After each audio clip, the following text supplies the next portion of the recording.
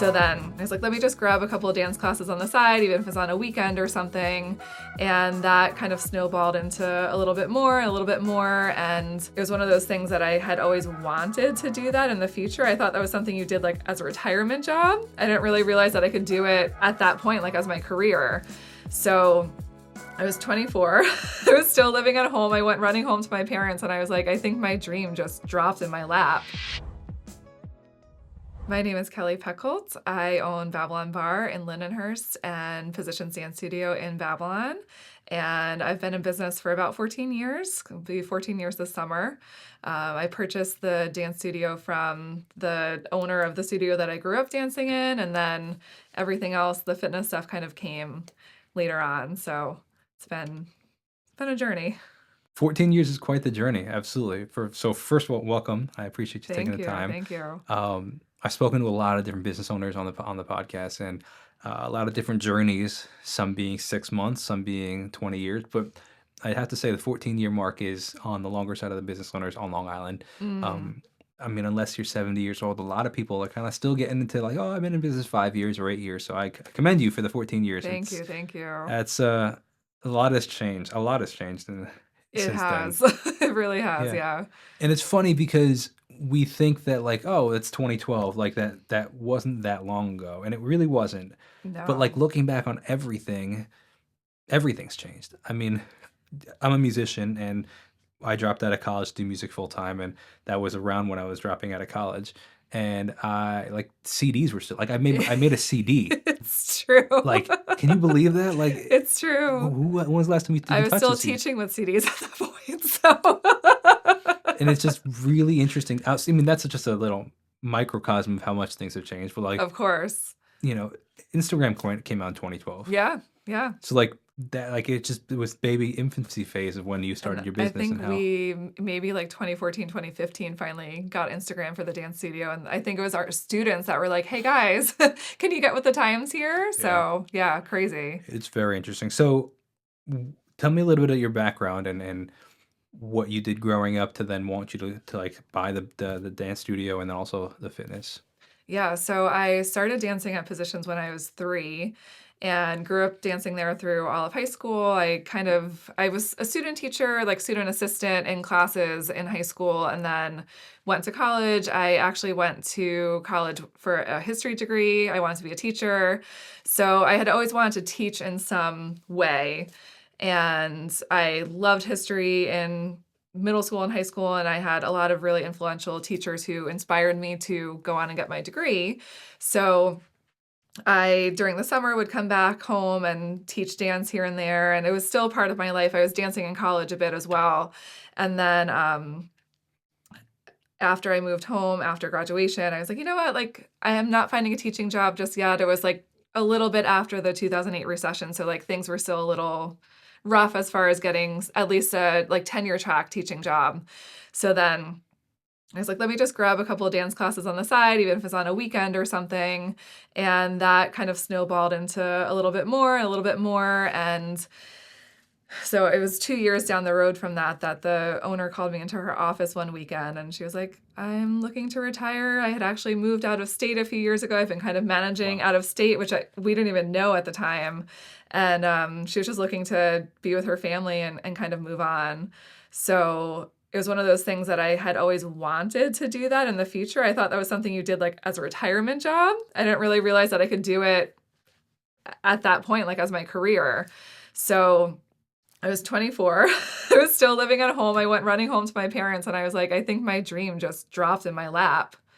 So we figured out like how I was going to finance things and how I was going to make it happen. So for a couple of years, I was still teaching high school and running the dance studio. Wow. And then I got married in 2014, and very anti-feminist of me, I was like, I can go on my husband's insurance now. Let's do it. So I made the leap and I was like, you know what? I'm not worrying about holding on to a career that's not really inspiring me anymore. I want to move forward with this. There's a lot to talk about here, but the one that I want to talk about, just the last tidbit, and then we'll talk about the rest of it. Mm-hmm. The insurance thing is a very, very interesting conversation because, particularly in New York, and this conversation can be happening throughout the rest of the country, but in New York, it is it's the crux of a business, an entrepreneur Absolutely. is the insurance conversation, because however much money you make, you have to now consider, if you have a family, somewhere between 30 and $60,000 a year 1,000%. going to insurance. And my wife is a nurse, so she works for a very large company, Mhm. um, and she's incredible at hospital insurance. Yeah, And we're at the point now, we're having a family, that we have a family, and the fact that we're considering the idea of her staying home, sure. but then she would lose that insurance, and now where would we get that insurance? And me having it's a crazy, crazy conversation that. It is. So I don't fault you for that, waiting until that, but what a great opportunity they have for that. Yeah, and I mean, that's one of those things that's keeping my husband in corporate America right now too. It's just, how do you replace that?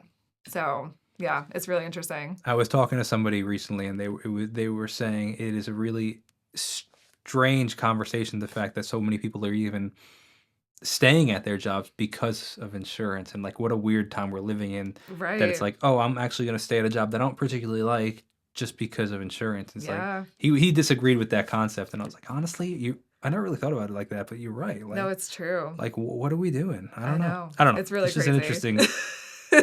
We could It's, go down a whole rabbit yeah, hole, it is. but It's a bit of a rabbit hole. But all right, so I want to kind of backtrack it, and sure. you talked about like the fact that you were kind of double dipping for a while, working Mhm. as a teacher and then also working, owning your own dance studio at the time. You don't have to give all the details, but like what was the financing process of that? Did you take out like a loan, or did you pay off slowly? And So truthfully, my dad was in the position to front some of the money for me. So he's a like longtime Wall Street guy, and he was always very on top of my brother and I. Like we had to work hard, earn our own money, kind of earn our own way, pay things back. Like he was sure. very on top of like our financial education, which was wonderful. But he actually drew up a contract, and there was interest involved. It was like the whole thing. And so then I ended up paying him back like over the course of whatever the terms were, like 5, 10 years or something. So yeah. I'm curious your perspective on on business debt. Would you do that same deal now 14 years later? Do you like the idea of like taking out a loan to expand the business, or do you like having the cash in pocket? Having the cash in pocket is always nice, Well, let me but rephrase that. The out of pocket pay out of cash kind of thing. well, it would be nice to like have it to be able to do Sure. that, of course. But like, I mean, we survived COVID, and the SBA was doing a lot loan wise during COVID. When they did, what did they call it? They did like an advance on a loan. Back So, in 2020? yeah, in Yeah, like the 2020. EBT or So something? there was the EIDL Yeah, loan. yeah. So maybe it was that they did like an advance on it. So that was got 10 grand out of that, just like easy money in my bank account one day. And I was like, okay, cool. Like, let's pocket that and make sure we can like make it through these next few months. But then the like full EIDL loans, when they were going through all the financing for that, I ended up getting like a pretty sizable one. And that allowed us to kind of reconfigure our building, build a third room in it to then expand Wow. even more classes.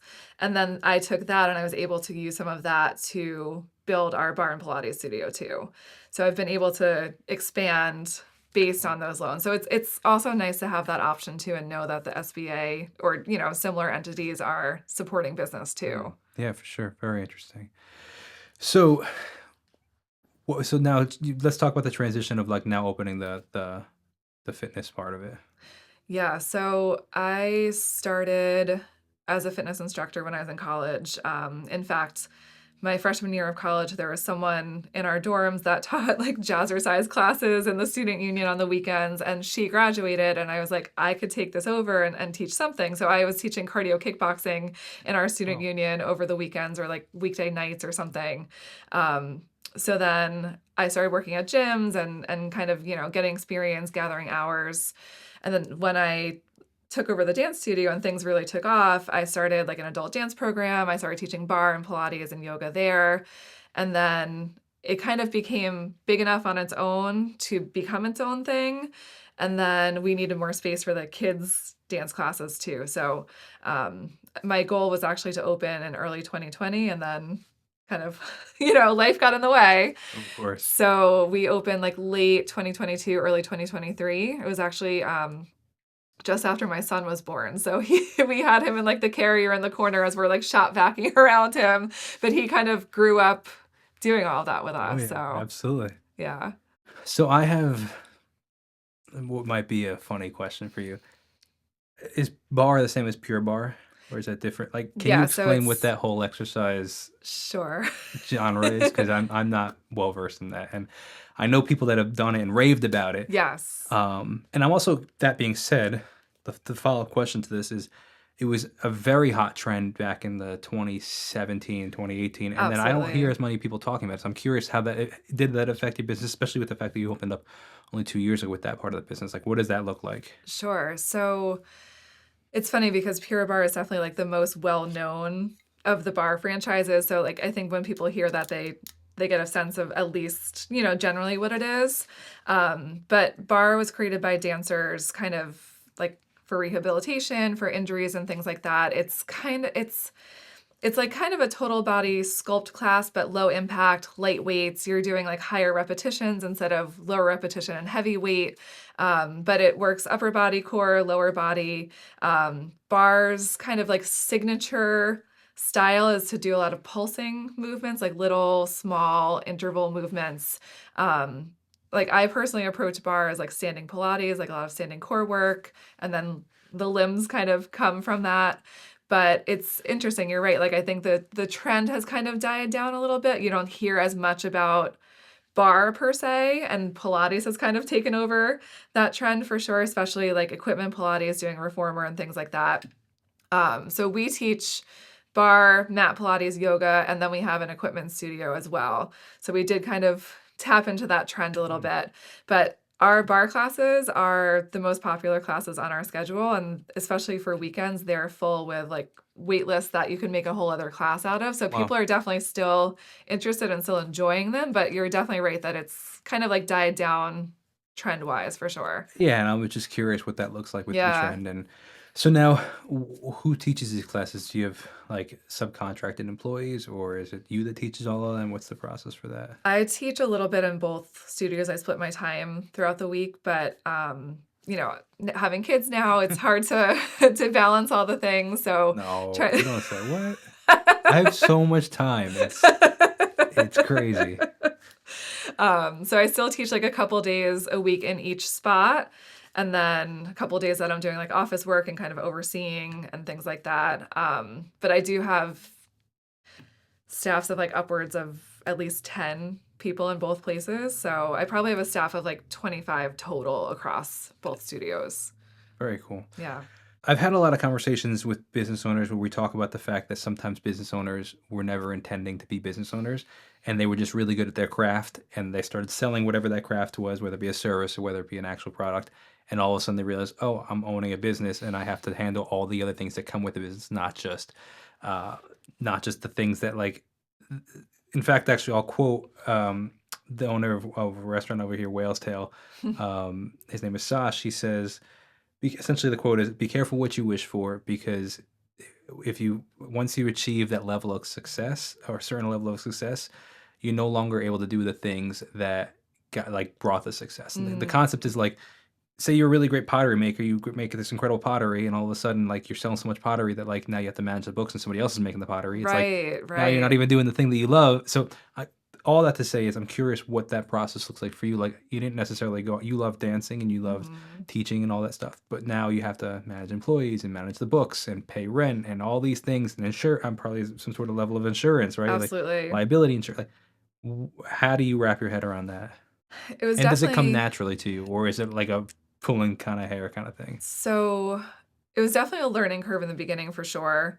But funny enough, my grandparents owned businesses. So I feel like the entrepreneurial spirit was kind of in my blood. I grew up kind of, you hear stories and Sure. stuff over the years, I and think that I makes a big I difference. think it does too. And at the time, my mom was the director of a local preschool, so like she was kind of overseeing staff and things like that too. So I kind of felt like between all the stories and like the guiding that it did kind of come naturally to me. And I, from day one, approached things with like, of course, you have to make your customers happy, but you can't make everyone happy all the time. And you're going to attract your own tribe based on like you have to enforce your policies, you have to create boundaries and all those things. And I've built a successful business based on that as like my my first kind of cornerstone. Um, so yeah, Yeah, absolutely. I want to piggyback on what you were saying with the whole family business and hearing stories in the household and stuff. And I think that that's undervalued. absolutely. And I think that it makes more of an impact than people realize. And now that, we've both talked about having kids and young kids, I think it's important to continue to have those conversations in front of the kids and the good and the bad, because I think that Absolutely. my dad owns a business, and I remember very often at the dinner table hearing incredible stories and hearing like, wow, things are really tight stories, Yeah. and learning to navigate both and like thinking differently and how sometimes he'd be like, what would you do? Not in like that kind of classic movie, like, oh, hey, what, like, but like, just like, it wasn't like, hey, kids, shut up, we're talking, like, mom and dad are Yeah. talking. He was like, hey, like, there was a Let's problem full, all solve four of us were this. talking, like, yeah, and it was just, or I would ask a question, and like, man, like, it's how much did that impact my view on business and entrepreneurship and my it's interesting because I've owned my own business since I dropped out of college, and like I never really worked for anybody, and my sister Mhm. never really worked. She's a missionary, but she never Okay. had a traditional 9 to 5 job, and Sure. it's just Yeah. interesting the influence that we've had and how that kind of sculpted our future. Absolutely. And I mean, you see with having small kids too, just how much they're absorbing and how much like you don't even necessarily think they're paying attention or Crazy, absorbing. And then you're like, scary. wait a second, what did you just say? So it's funny because like my son in particular, who's 3, will love to come to the dance studio, especially because there's toys and props there and different things to do. So he loves to just like run around and he walks in and he's like the mayor of the place. But then I also try to be like, well, buddy, like now we have to go buy supplies and drop off the supplies and like Yeah, mommy needs to cool. go take care of this and like there's another side to we're going to the dance studio or the Pilates studio too. Yeah, So that's interesting. It's showing the process, and yeah. very similarly with my daughter, we live very close to here. So we've been in the process of building the studio the whole time, and like designing, and it's funny, like I drop her off at she does this little 3-hour program a couple days a week, and one day we're driving, she goes, "Daddy, do we have to go to the bank?" And I was like, "Oh yeah, I gotta pull money." Like I forget, Oh, like how because once a funny. month we'd go to the bank together on her way to school because we'd leave a couple minutes early, and it's all right here. Oh, that's so So I'd funny. go money to put into a different account every month, and I was like, "Oh, thank you for reminding me. Actually, yeah, we'll do that tomorrow on your way to school." And it's just funny that they're so aware of it It's in the so crazy. process. They're so routine driven. So she's just like, Yeah, I "Oh, that's guess part of that's what we do what on we the way to do. school." Yeah, and it's just cool because now she's kind of understanding the concept of going Sure. to the bank and paying for the studio and this and that. That's It's so just funny. it is very funny. I want to pivot a little bit, and Mhm. we talked before we started filming about the fact that you ran for office once, and I just want to hear about that because that's a really unique quality, I guess, or like not many people do that and have the experience in that. So I just love to hear your experience, and whether we can piggyback on that. Sure. When was this? So I ran for office in 2021. It was winter of 2021 because the local elections are now like mid-March. So we were coming off of COVID year. I mean, it was still COVID, but like main COVID year. And I was Babylon Chamber of Commerce president for the subsequent 4 years, I think it was. Or I think it was 4 years total, but it's kind of in the middle of that. So anyway, um, just running the chamber and running a business during COVID was obviously challenging. And I spent all of 2020 just trying to get as many resources for businesses and as much help for people as possible and talking to all these local politicians and all different levels of government. And I felt like that was something I could really do and really make a difference. And if I could make such a difference for the business district in Babylon, I could do it for the entire Mm. village. So there was, well, I'll say funny enough, not funny, but oddly enough, our mayor passed away in October of 2020. So someone from the current trustees had filled his spot, and there was a trustee spot open. So I believe they appointed someone, and then there was a special election to then officially fill that spot. So I had initially written a letter to express my interest. That was their process to kind of see who was interested, go through like the interview process, whatever exactly that entailed. I was passed over, so I knew someone else who was running for mayor, and she was looking for a team, and she had previously run, and I liked her. I liked her ideas. I thought she had some pretty good qualities about her for leadership, and I decided to hop on board with that. So I had alluded to, we ran a write-in campaign because of some tricky things that had happened, running against incumbents and whatnot. But we did pretty successfully for running a write-in campaign, and it was a wild time, but yeah. Would you do it again? So funny. I really thought at the time that I would. And I think especially now, like owning two businesses, having two kids, at least now is not the time, maybe in the future. But honestly, hyper local is really hard. It's like neighbor pitted against neighbor. If anything, I have friends that work in state government, and they're like, honestly, it's easier than doing anything hyper local. Go for state. So I'd be open to seeing where life took me, but right now I don't have any particular aspirations. In fact, when I get a free moment, God only knows when, I'd love to go back to the chamber because that's where I feel like I really make a difference. Very cool. What would be some of the differences that you found you made in the chamber? I think just because the crux of my time on the board was during COVID time, that Or I guess let me rephrase it. yeah, What are yeah. some of the decisions that Chamber of Commerce is typically are involved in? Sure. So it's a lot of being a liaison between the businesses and the village or other levels of government. Um, and like with during COVID too, like making sure there's different resources available. It might be bringing in those people or different types of organizations to talk about like what's going on in the village, how it's impacting those business owners. It's about bringing people to the village and to the downtown. So all the different like festivals that the villages have, spring, summer, fall. Um, at the time that I was on the board, we had gotten the Babylon block parties going, which were brand new at the time. We had like Patchogue, Bayshore, different like bigger towns like that doing like their Alive After Five kind of festivals. So we got the same thing going, like with a kind of a different twist on it in Babylon. So just really anything that would get people spending money in the local economy, and especially like free events too, like bringing families into the downtown. We did like free trick-or-treating, free Easter egg hunt kind of things, just like nice things that people could look forward to annually too, and just getting them like engaging with what's going on in the village. Very interesting. How do I phrase this? I admire like all the things that you've done, and I mean you're still relatively young, and the fact of like you started your business when you were 24, then however many years later, I guess. So that's like, and then also 65 years ago was in office with the Chamber of Commerce and just running for office of local government, like all these things that if people do, they usually do a bit later in life. And I really admire the fact that you're the Thank go-getter you. personality. Like, I don't know. I think sometimes people like even just like discount themselves and say, Oh, "Oh, absolutely. like I would love to make a difference, but what am I gonna do?" Like, and I don't know. It's never been my personality. I'm like, I'll make the biggest waves I can. Like, why not me?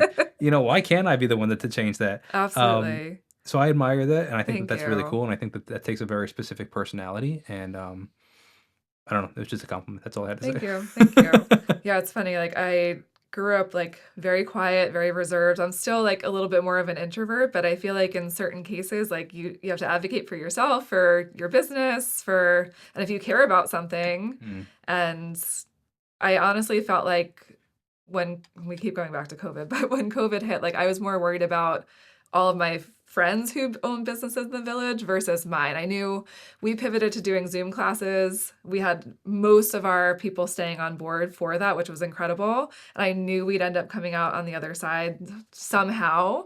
But I threw myself into how can I make a difference for everyone else to come out the other side of this? I don't know. It's just been such an issue. That was such a crazy time. It really It was. really was. Just for business owners, and I think that it's interesting.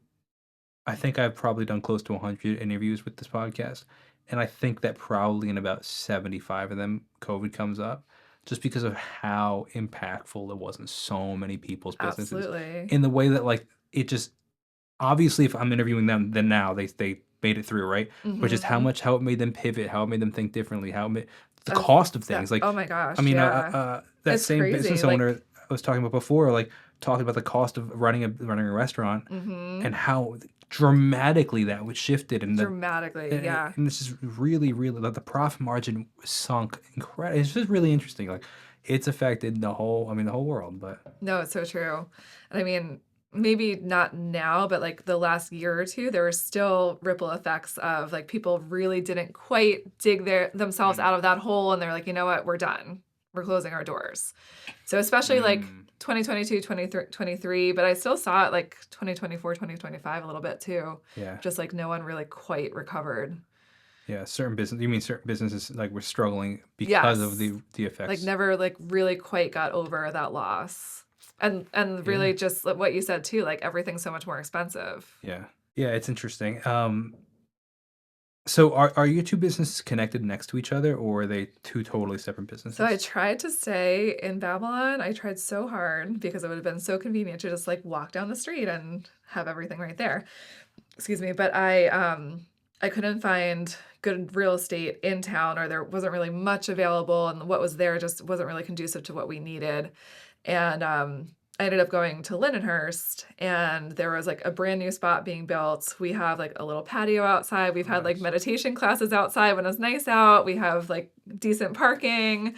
So we found a nice spot. So it's been kind of cool to experience a different town and Lindenhurst the past few years has been like really up and coming. So it was kind of nice to kind of get in on the ground level of that and see how it's grown and stuff like that. Yeah, it's interesting.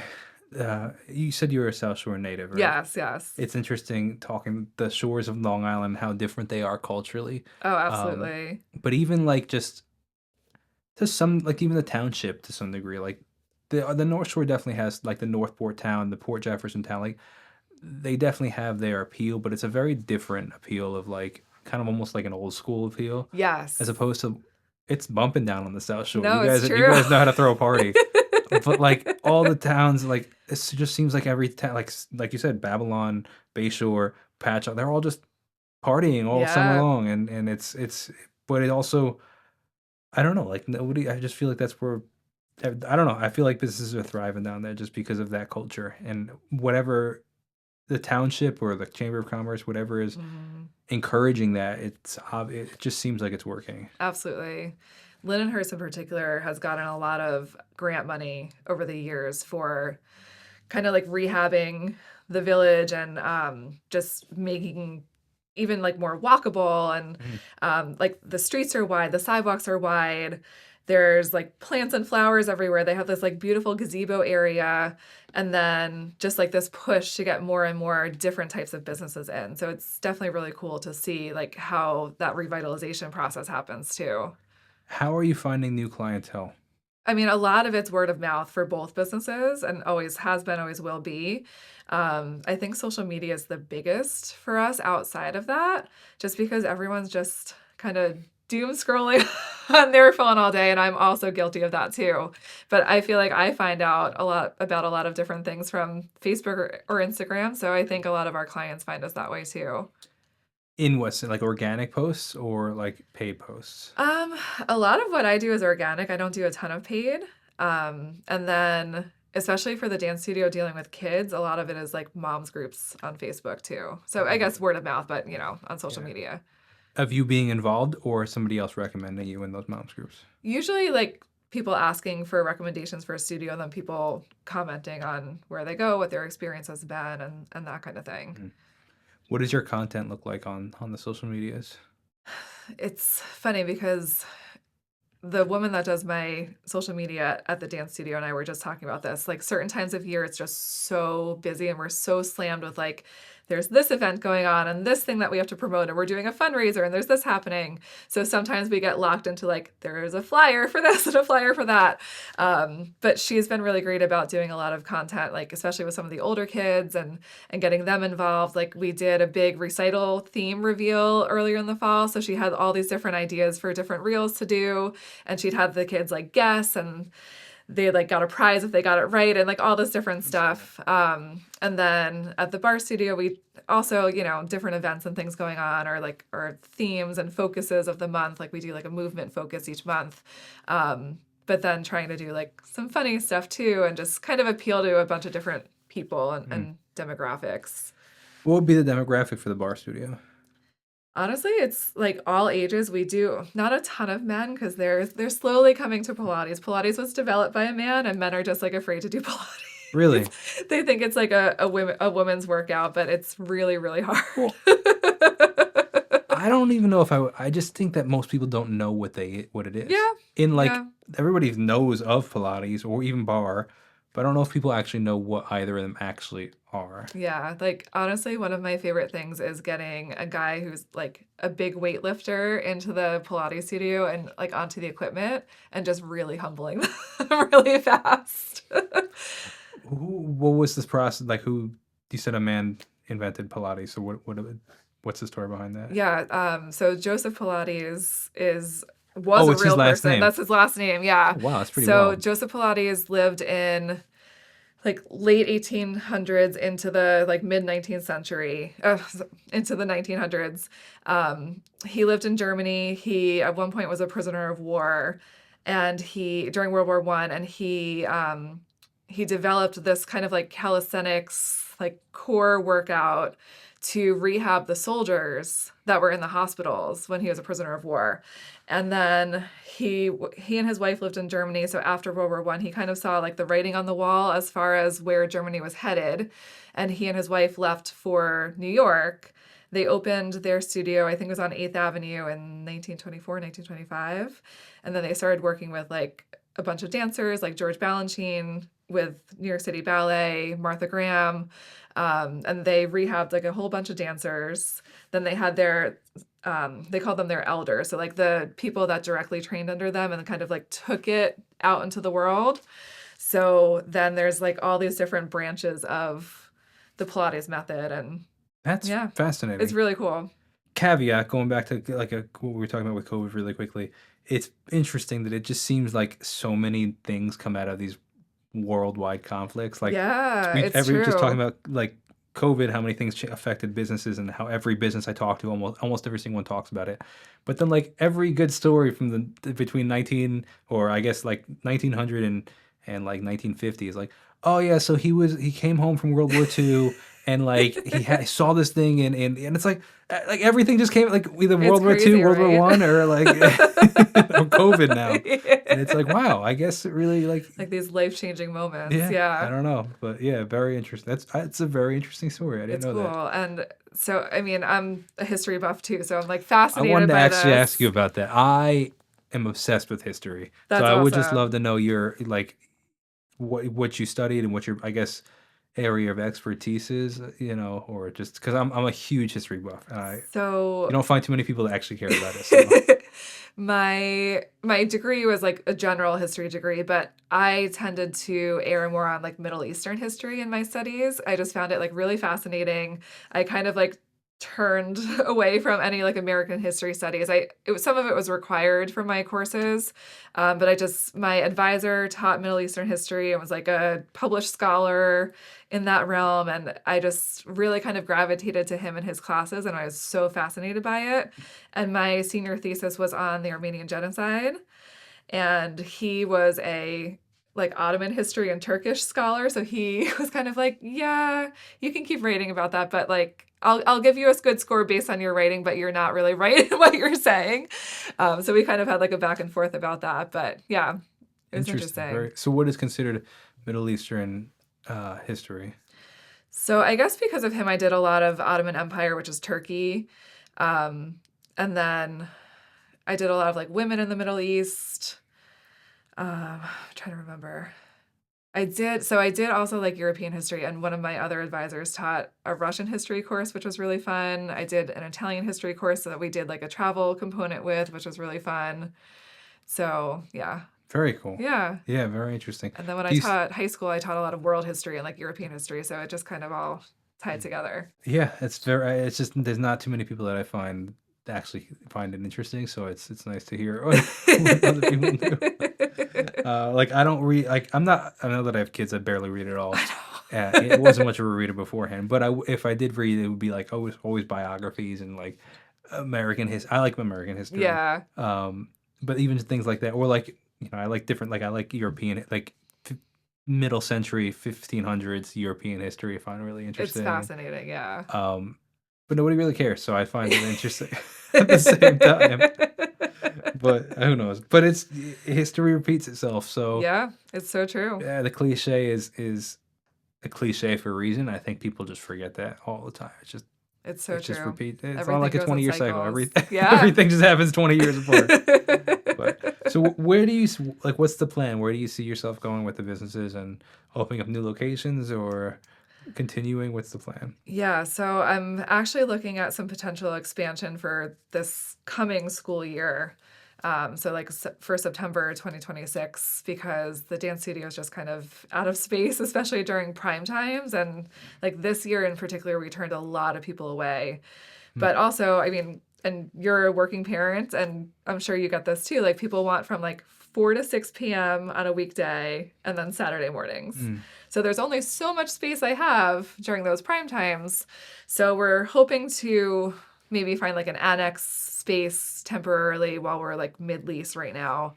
But I'd love to have this like massive space where I can just combine everything and not have multiple locations because it can be a lot running back and forth and dealing with multiple facilities. So So does that mean that for the most part, like the space is empty during like from 10 a.m. to 4 p.m. kind of thing, or for the most part, yeah. We do have a few mornings a week that we have like a couple of classes for toddlers, but aside from that, like I'd be curious to like, have you ever considered like monetizing that in some sort of way? Like, what could you do with that space we, when it's empty? so before COVID, we had a lot more rentals going on during that time. What would be like what would be like? So have you ever heard of Music Together? It's like a baby toddler music Okay. program. So they tend to like kind of go out into like studios and different places like that to rent the space and kind of use it as their little home bases. So we had Music Together for a while. There's a theater in Babylon that they used to do a lot of their children's theater rehearsals at the studio during the day. So like we had a few different things Mm. going on that like have kind of moved on. But What yeah, about like there's because you don't want to pursue them anymore because they kind of just fluttered out? it's one of those things that just kind of like phased out and I haven't really had time to necessarily go back and I mean, that's a really good work on problem to that. have, But but yeah. But yeah, no, it's definitely something that I could there's space for it. see some sort of like mommy and me program doing really well. Yeah. Like for like my wife goes with the kids to like the library classes all the Hmm. time. So I could see some sort of program. I mean, I guess it's kind of similar to the music together thing, but like, Exactly. but even incorporate like if even if you guys ran it, like you had some 18, 20-year-old kid teaching 2 or 3 year kid preschool kids Yes. of like the 3-year-old. Hey, this is I don't know how any did the dances, but I don't know like, but it'd be I mean it just gets the kids out of the house for an hour or two, and the Exactly. moms can Like bring a coffee socializing. and yeah. Yeah. I don't know. It's an interesting concept, but Yeah. because I just find it fascinating because like I mean this space too. Like I only filmed so many interviews, and I was like, I Right. wonder if like I could like so people actually started renting it out to film their content here. Oh, that's And I'm like, awesome. because I was just like kind of the same concept of like it's just sitting here and it's able to be used. So I was kind of curious if you were thinking the same way with your studio. Yeah. Yeah, there's a couple mornings where we'll have like 2-year-olds, 3-year-olds for their ballet classes, but it's hard too because preschool has changed over the years too. And it used to be like kids would go like, 2 mornings a week for a couple of hours, like you were saying, for your daughter, for their preschool program. And now like 3-year-olds can go 5 days a week. And then like 4-year-olds are in pre-K through the school district. So it's kind of like they're on kindergarten hours. So a lot of like our morning stuff has shifted with that too. So now it's just kind of finding like what kids are around, That's who interesting. You're right. needs Like stuff. sending these kids to school so young is a Yeah. crazy concept. Are your kids in some sort of program or? My son does 3 mornings a week. And next year he'll do 5 when he's 4, but it's still just like it's 2.5 hours in the morning. So I'm not quite ready for him to be like in full blown school yet. He's like they're babies. So Yeah, I hear you. I mean, we had the option of sending my. I mean, so again, it would have been it's 3 hours a day. Mhm. We have the option of 5 days a week next year for the threes program, because she'll be three in May, but like it'll Okay, be yeah. technically the threes program, and we're like, no, we'll stick to Yeah. 3 days a week. Like, It's a it's lot. just, I don't know. She's still a kid, but it does give us a break, and also but it also 1,000%. gets her out of the house and like, man, use some of the energy because they Yeah. have a lot of A energy, and like lot. when they come home, it's like, oh, like you're actually like a normal person again because you spent the energy, and she's learning so much, and it's crazy. It's really crazy, yeah. It's so cool to see. Oh yeah, absolutely. So you have the benefit of time on your side, being the fact that you've been in business for 14 years. W- What are some things that you would not like looking back? What are some things that you would have not done, like in retrospect? Oh, that's so interesting. It's a very good question. I mean, obviously, everything we learn from everything. Yeah. So, like, I'm not saying you regret necessarily, but like, just things you're like, I think I would have done that differently. Hmm. Or if there's like nothing that comes to mind, alternatively, like, what are some things that surprised you doing so well? So, I'm not a numbers person. I've learned to work with the numbers that I need to work with, but I'm not a numbers person, and math terrifies me. But I I know the numbers I need to know, and I know that something either feels right or it doesn't. So, I think that the moments where I've been, like, kind of terrified to pivot and make a move on something, but it's felt good, I've decided to make that leap, and I'm like, "Oh, that actually worked out way better than I thought it would." Just like the first time that we expanded the dance studio in 2014, um, we were going from essentially like 1,000 square feet to 3,000 square feet. We needed the space. I maybe scraped the money together somehow.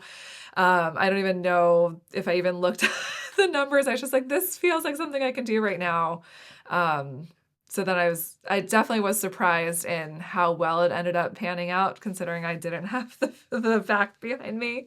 Um, I'm trying to think of something. We can Yeah, come back to give that. me a, Yeah, yeah. we Let's can come come back to back to that. Give me a moment on that one. that. How do you Because find?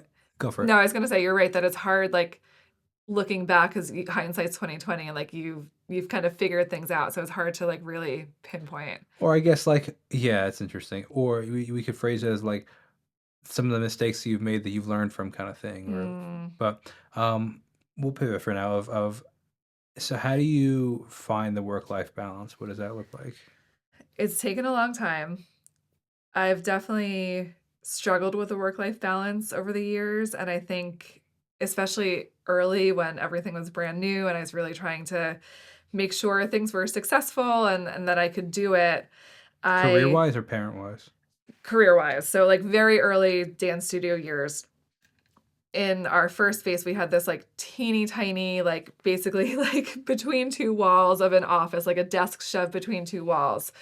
And I'd teach till like 9 or 10 o'clock at night, and then I'd sit at that desk till like midnight, or like until I was scraping myself away and telling myself like, no one's gonna die if I walk away right now. I need to go to sleep Yeah. and wake up and teach at the crack of dawn.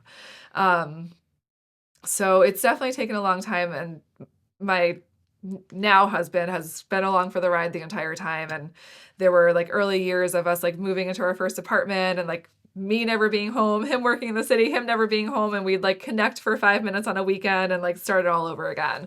So, between events and teaching and all the things, it was just there was always something to do. So I had a hard time kind of walking away and like separating myself in the early years. And then one of those things that kind of got easier over time as I kind of started to burn out a little bit too.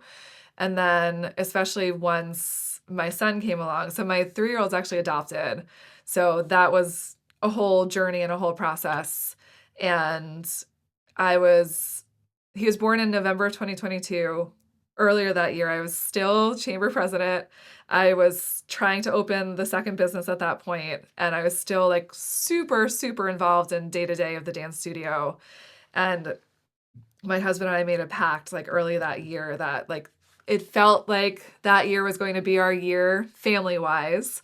and I needed to walk away from several things to make sure that like our family could function as it needed to. Mm.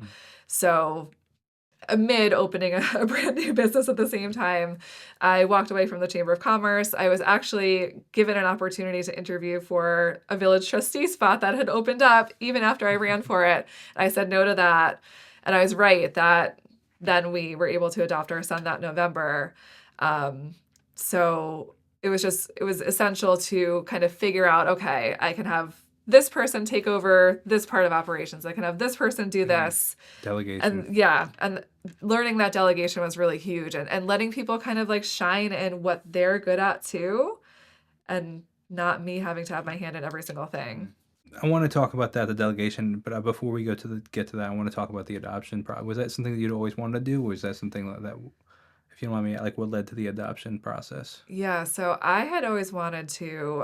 It took some convincing on my husband's part, but we had like tried for a while, didn't have success. We both, me particular, my body, like I really didn't want to go through fertility treatments. My husband was very supportive of that.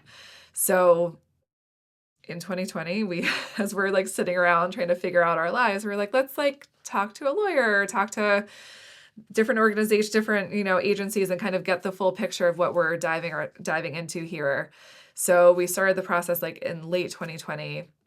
So it was probably about like 2 years to the month essentially of when my son was born and when we had started.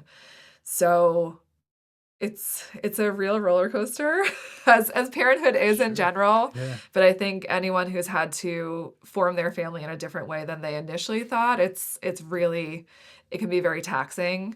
And whether people did IVF or surrogacy or anything, everything's a little bit different in the process, obviously. Um, but yeah, we opted to not go through an agency because we were able to control our budget a little bit more.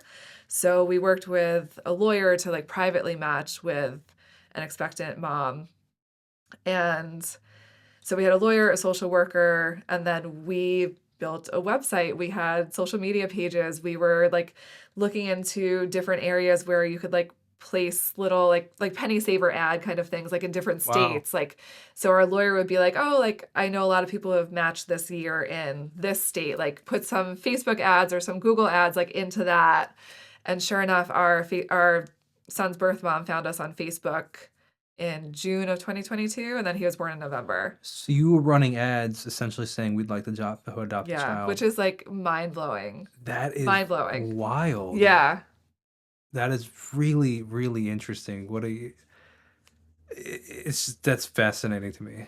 Um, just on so many different levels because like my wife, we had both of our children, but like kind of unconventionally, we had trouble getting pregnant too. Mm-hmm. Um, and one had just taken forever, and the other we went through fertility treatment. Okay. Um, but just with my background in social media, just the concept of those two coming together, Right? was like it's amazing because it works. It worked, Yes. and Yes. what I'm kind of like flabbergasted about is the fact that like you can do things like we live in a time where you can do things unconventionally and A like 1000%. 15, 20, 30, 50, what however many years ago, like the only way to do anything was really through an agency. And the fact that you Absolutely. can now start a social media page and start running ads on is just so it's incredible the time that we're living in. It is. It is. That's so fascinating to It's me. really hard to wrap your mind around like advertising for a kid, but it worked. Yeah, So it's amazing. And then I guess the lawyer and the social worker set that up and yeah, yeah. So like they would look over our stuff and just like make sure like we had things like phrased the right way and stuff like that. But then anytime someone reached out to us saying like they were pregnant and they were looking to place their child, and a lot of it honestly, like when you go that route, and I mean through agencies too, a lot of it's scams. A lot of people just looking for money. So the lawyer helps you kind of like wade through that, and they're looking to get in touch with the person to get proof of pregnancy, medical records, anything. So with our son's birth mom, like just based on conversation, because I had had a lot of conversations with like people who were trying to scam us prior to that, that's or so people who would like great. fall, they'd say hi and then What they like fall off what the would the face of the earth. scam be like? Um, a lot of it's emotional and just kind of like preying on, you're dealing with this like very vulnerable moment in your life and you want so desperately to be a parent. So let's just, kind of string you along for a while. And in the Insane. age of social media, people can go and like screenshot someone's sonogram picture Yeah. and be like, oh, yeah, this is me. Here's the baby.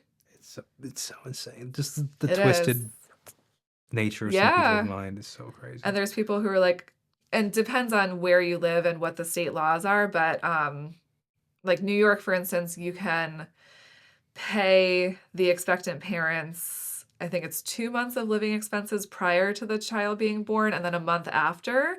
So depending on where you live and like what those parameters are, then it's people just like, oh, well, yeah, I'm this far along and I need this amount of money for like my day-to-day living. And if you're willing to give it to me, let's do this as long as we can. It's wild. Yeah. I appreciate your vulnerability on sharing on that, but it is a very interesting process that I don't think many people are aware of. Absolutely. And that's why I like to talk about it too, because I think, and correct me if I'm wrong, if you and your wife went through fertility treatments, but I feel like anyone I know that has, that's kind of more of like an isolating experience. And it's not something that you're just like shouting from the rooftops necessarily. And just the nature of trying to privately match and trying to like make a connection in an unconventional way with adoption, I feel like especially for my husband and I both being a little more introverted, we really had to step out of our comfort zone Hmm. to not only like share with the masses this is what's going on, but like if we make a post on Facebook about something and like 50 people shared it and a bunch of people shared after that, like we kind of had to be okay with all of our information's out there. Mm.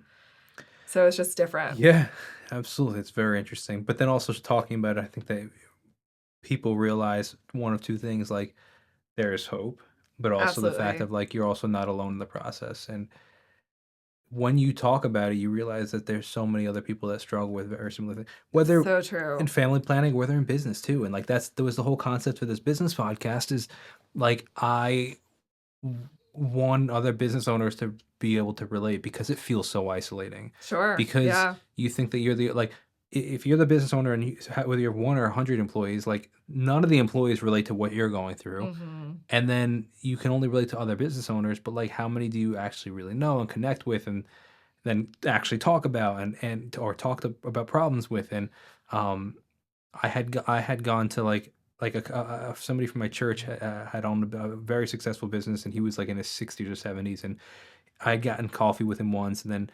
a buddy of mine heard about it, so he got coffee together, and then it turned to like 4 or 5 of us, all just business owners, kind of meeting once a week, asking, "Hey, how's it going?" Blah blah. And like it's like Mhm. that was so helpful to me, and that's kind of what this concept of this is like. Absolutely. I wanted business owners to tune in and be like, "Oh, I relate to that," or "Oh, I've never thought of that," or "Wow." And but it's very similar to like the same process of like even just sharing your story of like fertility or family planning, and Sure. other people are like, "Oh, I relate to that too," or "I didn't realize it took you just as long as it took me," or blah blah blah. Right. And I think that just the human nature is we think that we're the only people going through things, and even No, it's true. statistically in the world, it's not even possible. No, it's so true. It's so true. And I think like our parents' generation and prior to that, like no one ever really wants to talk about things. And I think our generation has done a really good job of at least attempting to be more open about things and normalizing things that a lot of people experience, but older generations didn't really know that because they didn't want to share Yeah, these things going on in their families. it's a weird balance of the two because I think that Sure. some people then overshare, and like In it the age of becomes social media for yeah, it sure. becomes Yeah. almost their whole identity, and like Sure. I am sitting on the couch next to my wife, and she's scrolling through Instagram and hearing some of the things that people are sharing. I'm like, what? Like, what, really? Like, I mean, I guess it's gonna help, but like, it's just, and this is coming from somebody that had a whole, like, I was a YouTuber like, my income came from YouTube, like, so like, I posted a lot of stuff online, but at the same time, like, it's just interesting what some people have posted, like, at the same, like, No, it's so oversharing. It's just true. weird. I don't know. Like, who am I to judge, man? I don't know. I don't know. But yeah. But with that being said, I'm excited for with all the things that you got going on for, and then the business and potential expanding. Yeah. Um, Yeah, I'd like to go back to what you said before about like what have I learned, like in hindsight, what would I maybe have done differently?